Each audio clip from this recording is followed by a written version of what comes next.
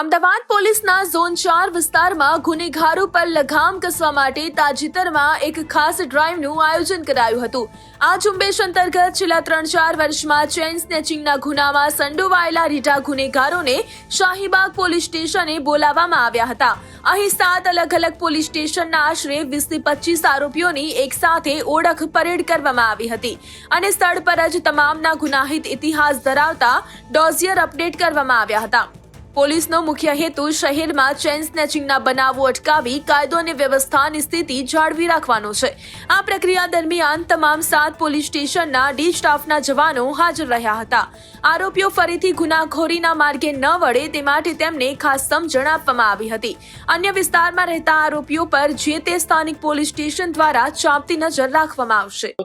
Zone 4ના તમામ 7 police સ્ટેશનના જે છેલ્લા 3-4 વર્ષના ચેઇન સ્નેચિંગના ખાસ કરીને જે આરોપીઓ હતા આ બધાને આજે એક શાહીબાગ પોલીસ સ્ટેશન ખાતે બોલાવીને એમની એક ઓળખ પરેડ કરવામાં આવી। તમામ પોલીસ સ્ટેશનનો ડી સ્ટાફ અહીંયા હાજર છે અને એમનું ડોઝિયર્સ અપડેટ કરવામાં આવ્યું અને એમને સમજણ આપવામાં આવી કે આ એક સરસ રીતે જીવન જીવે અને ગેરકાયદેસર